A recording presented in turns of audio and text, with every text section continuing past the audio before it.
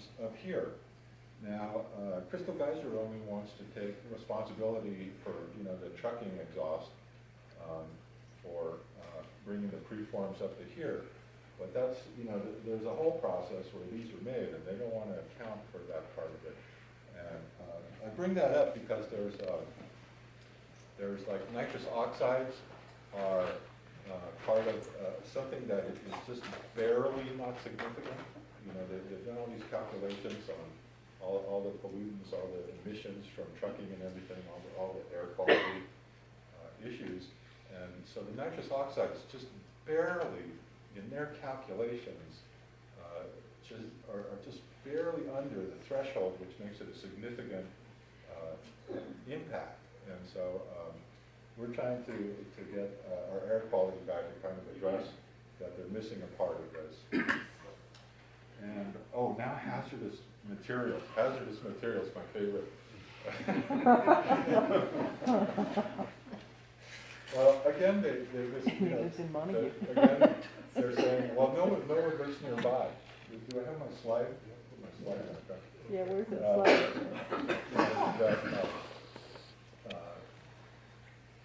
They don't acknowledge that the Jehovah's Witness is like 375 feet away.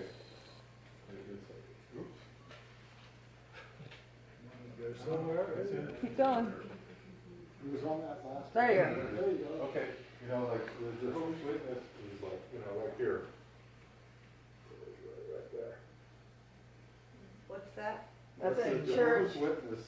Where the Sunday school is. And they have a Sunday school. And there? there's a preschool right up Ski Village as well. Okay. But they, the nearest school is Chestnut Preschool, 2,000 feet away, whatever. So anyway, they have a list of things that they do acknowledge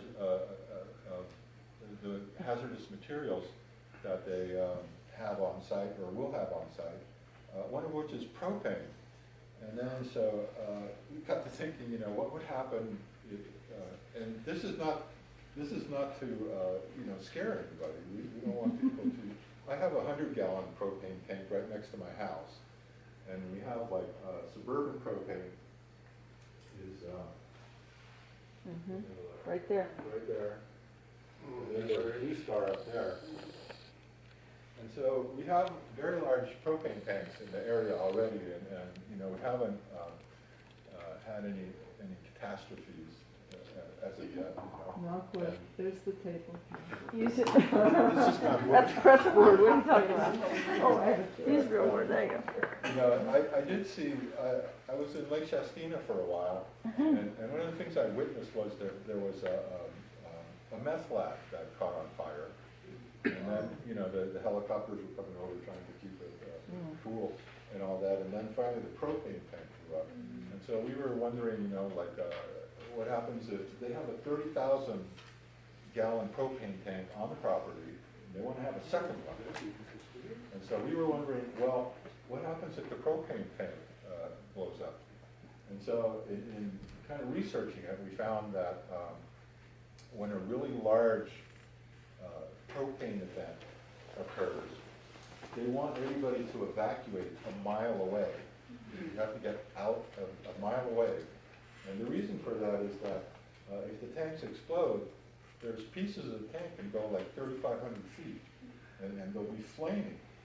And they'll be there will still be, they'll carry along, they'll still have liquid propane coming along for the ride. It's an interesting sight. There's videos. You go look. We're choosing not to show you the video because we want you to sleep tonight. Yeah, we didn't want to scare you. I mean, this has been years. Nothing's ever happened. So, yeah. It is a wildfire hazard zone, though, right, Roz? But they don't recognize it in the EIR. Right. Okay. Now they also have like a liquid nitrogen tank on the property. It's a tall vertical tank that they have. That's liquid nitrogen in there. Liquid nitrogen has a boiling point of minus 320 degrees. I just read an article yesterday that talked about how on Monday there's a deputy sheriff in Atlanta, Georgia, or nearby, died from inhaling liquid nitrogen, nitrogen vapors. you know, in Wow. a fertility lab where they had, you know, cryogenic things. And he went in there because something was happening and he breathed the vapors, you know, which are freezing, and he died. But they don't talk about that at all. And then the other thing I really liked was that under energy, they claimed that running the plant 24 hours a day reduces peak energy demands. And what's wrong with that claim? Well, I guess it's true in that there's no peak energy demand from the plant, you know, because it's got the same demand for 24 hours a day, but really peak energy is like in the afternoon, in the evening, everybody goes home and cooks, you know, and if it's, you know, in the summer, they switch on the air conditioning and all that, you know, and that's like peak energy demand for, you know, the area. But they're saying, well, they run the plant 24 hours a day, you know, that reduces peak energy demand. They're calling it own energy demand part of this one. Well, there's no peak energy because they're just using the same amount. Okay. And last thing, the number one priority for Crystal Geyser is, and this is now quoting, to initiate operation of the plant as soon as possible to meet the increasing market demand for Crystal Geyser beverage products and to its full capacity thereafter. And so they want to make their profit, but they don't want to talk about, you know, possible loss of property values in the neighborhood. So. Thank you, Frank. Two more reports, and then we'll be open for discussion questions. And so, Rosalind, do you want to, how long do you think it'll take on that? I'll be quicker. Okay. So mine's the land use. And part of the land use is the overlay maps, and I can almost see people back there from here. Okay. And the general plan. So in the EIR, they identified woodland productivity overlay map. Now, we have the zoning, which is heavy industrial, and then we have the overlay maps that put further restrictions on the use of property. Because our county is so large, they figure that's the easiest way to handle all of these areas. So in woodland productivity area, heavy industrial isn't even allowed. But they said, well, Dannon came in with the water bottling, where water bottling is a light industrial. And so then they're saying, well, making soda pop and juices and so forth is really just water. Well, it isn't, because they've had to install all of this equipment. So it's made it heavy industrial. And then from our heavy industrial, they may even put in a sewer plant. So if they pull out, then what, we're going to have a huge sewer plant that the next people will come in and say, well, they had a sewer plant, so we went from water, what was light industrial. Okay, well, so what they're showing is soil and woodland productivity. But we all know that this is a fire hazard area. The city says it, the county says it, but they didn't include it in their analysis. You're supposed to take all of the overlay maps and combine them, and that kind of indicates what restrictions and what mitigations are required in that area. And so one issue with putting water on all of this area is that they could potentially create even more of a fire hazard by growing all of these plants. And there isn't any mitigations for having roads and clearing shrubs. And I know that they know that this is a fire hazard area because I've seen the emails to them from the county saying you must take care of your property so you do not create a fire hazard for the entire community, because we know that it could just sweep through. And the other point is that our fire department would probably be the first responders to any incidents that happen there. And there isn't anything that I've seen so far that has given our city any more training or funding to be prepared for all the things that could happen there. And so I would say of mitigations that they have to analyze the fire danger and put in mitigations and make sure that our city is well equipped to handle, be the first responders. Thanks, Ross. Thank you, Rose. Thank you. Our last presentation is from Kathy and on transportation, which is the truck traffic and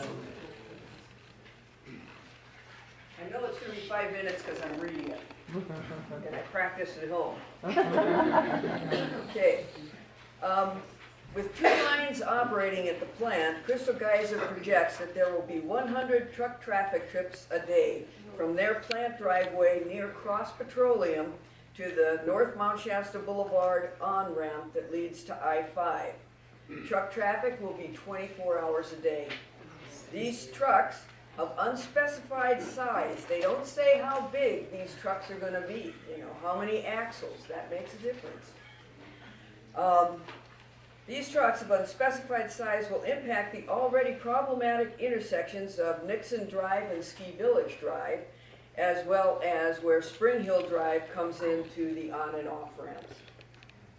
At the Abrams Lake interchange, exit 741, 7 of those trucks will be exiting from the south and then entering going southbound. So they just kind of go over so that they can go south. Now, Caltrans has said, based on information that they have from Crystal Geyser, but it's not in writing yet, this will not impact the interchange of Abrams Lake. If you regularly use Abrams Lake and have a different experience as far as its capability to accommodate 70 additional trucks a day, especially in bad weather, you should comment on that. No assessment of this interchange is in the DEIR. All 100 trucks will use the 740 access to North Mount Shasta Boulevard, the one that X's off and goes over a overpass over the highway and then into town, or into the north part of Mount Shasta. 740 is what it's called? Yeah, 740 The north exit. exit, yeah. Yeah, that's the north exit. And 741 is Abrams Lake. In the DEIR, the only traffic mitigation measures given are to put a sign at the access driveway so the trucks won't miss it. And to have some entity clear some brush at Spring Hill Drive to enhance visibility there. Don't worry about the cliff that's there and whatever. Even though truck traffic noise is considered as having a significant impact, the DEIR states it cannot be mitigated since it would impact one of their project's objectives. And I'm thinking it's to create new employment opportunities for the local and nearby communities, promote sustainable economic development, and provide for adequate services and infrastructure to support the project and to contribute to Siskiyou County's tax base. What about the economic losses to small businesses that are in this area where the trucks are going by? Decreased tourism because it's unpleasant, and declining housing values and quality of life for residents. What I found missing in the DEIR, I feel a sign to prevent trucks from missing the Crystal Geyser access is weak. There needs to be a left-hand turning lane there for the trucks to go into, and trucks found roaming around or idling in other areas should be fined. Who would enforce this? Who's going to enforce it? I've heard tales, but I haven't experienced directly of, trucks idling. idling on Nixon Road and things like that. So that can't happen. The size of the tractor trailer rigs is never given. What about their destruction of the chip seal surface of North Mount Shasta Boulevard? Who will pay for the repairs? The Mount Shasta city residents? Even though the tax base for Crystal Geyser is in the county, all of the roadways are city roadways. What if intersection improvements, road widening, and turning lanes are required? Who will pay for it? The level of service counts that they do at the intersections at Nixon Road and Spring Hill, intersections treat truck traffic the same as cars. And so, you know, when they say there's like 800 vehicles that go by there, they're saying vehicles, they're not saying whether they're trucks or not. Trucks would make a much bigger difference as far as impact on those intersections. And who will monitor that the number of truck trips will not exceed the 100? That's right, because it's already doubled. In the first estimate was half of that. Yeah, right. And also the 100 truck trips, is that just for the ones carrying the bottled beverages back and forth? Does that count the supply trucks that are coming in and things like that? 3, no discussion of the close proximity of the railroad tracks to North Mount Shasta Boulevard between Spring Hill and Ski Village Drive. You know, where you've got that bend coming around. Across Nixon Road. Only a 2-foot guardrail separates the southbound lane, the trucks that are coming in, from the railroad tracks that are directly below. If you get out of your car and look down, the railroad tracks are there for a portion of North Mount Shasta Boulevard. These tracks, talking of explosions, are designated to carry volatile back and oil tankers. So if a truck should unfortunately land on one of them, there would be an explosion that would wipe out North Mount Shasta. And then add it to the propane tanks. It's not even mentioned. And a 2-foot guardrail may stop my, you know, Honda Accord from going over, but it's not going to stop a truck. And there's a curve, it's downhill, it's icy. That's a bad spot. And in the whole report, no discussion is given to the impact of snow and ice on the truck routes. Visibility and braking distances will be greatly affected at already compromised intersections. No plan is in place if the trucks are delayed and backed up. Intersections are said to be safe, but no accident counts are given in the report. No significant impacts on pedestrians and cyclists are listed. There are bike lanes, but no crosswalks. Have the riders of this DEIR ever been on North Mount Shasta Boulevard on a bike and been passed by a truck? No discussion is given regarding safety access to the park and small businesses. Who wants to be caught behind a slow-moving, diesel-spewing truck? And what about events that are held at the park? Are they going to stop trucking at that time? We have hired a traffic analyst to look at these issues and to look at the fancy tables that they've done. However, if you have personal experiences or insights, we encourage you to write a comment. Now, did you say you Yeah. said one more short comment? Short?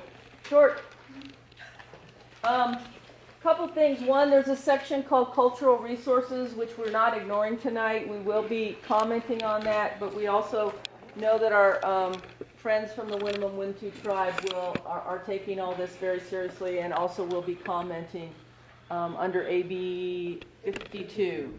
And so we'll be working with them. That section is not available online. Right. That's because it's information that's Right. So private. There's nothing there to read and comment on. Yeah, nothing really to comment on. 2 things that I want you guys just to be aware of. Sorry, I can't see it very well. 2 things. One, as we know, the Pacificor electric upgrade at the Lassen substation is underway. Comments have happened about that. Primarily, that upgrade is to help Crystal Geyser function. 2 things that you need to know about that. Well, one, I guess it's Pacificor's duty to provide energy, but on the other hand, Crystal Geyser has 2 huge propane generators that they will be running 24/7. 3. Well, they have 3. One's an emergency one, so we'll give them that. That'll happen when power goes out. But there's 2. And those will be running full time. There's nothing that they say in that as a mitigation that if once Pacific Power gets the plant upgraded, those propane generators need to come offline. And so I'd like for you guys to be aware of that and comment on that, because that would do 2 things. It would help them be good neighbors by turning those noisy generators off, and it would clean up the air. And they won't need it. They have clean, quiet electrical energy that all the taxpayers are paying for, provided to the plant. So we think that it's a decent thing for them to do. The other thing is, most of you remember March 24th, 2014? 14, when they came to town? Yeah, and they told us what good neighbors they were going to be. 2 things. They've never met with the Gateway Neighborhood Association. We asked a lot, and we're too busy. The other thing is they promised the community that they would be open 5 days a week, and they would keep the hours of 7 a.m. to 10 p.m. And now it's 24/7. Well, no, it's 24/7. They have 7 days accounted for. They have shifts coming on all 7 days. So those are things that you guys can put in your suggestions for mitigations. To be good neighbors. There's nothing wrong with slowing your project down to take care of your neighborhood. We think it's the decent thing to do. And it's not what you told the public, and it's also not what's still on your website. On the website, there's still plenty of things on there that aren't actually true and found in the draft DIR, so we'd really love for you to upgrade your website to tell the truth. We're glad that we got the draft DIR. Thank you to everyone who made that happen, because we get to see what this project is really like, and we believe it's a wolf in sheep's clothing. Totally. I'd really like to thank everybody. I mean, this has been amazing. Everybody stuck through some sort of dense material here. I'd like to open it up to questions or comments, now. And I think we can do like 30 minutes. I mean, I guess I'm not, it sort of depends on Courtney too. But we were hoping in 8 o'clock we'll go somewhat longer. But did you have a question there? Oh, no, I just wanted to make a comment that in some of Say our... your name and... Oh, my name's Mark Miyoshi. I'm the Tribal Historic Preservation Officer for the Winter Tribe. And I just wanted to make a couple comments. In our discussions with the county doing our AB 52, the county did say a couple of things in letters. They did say that there would be no permits required for the actual extraction of the water. I don't know if that's stated in the DEIR anywhere. And also that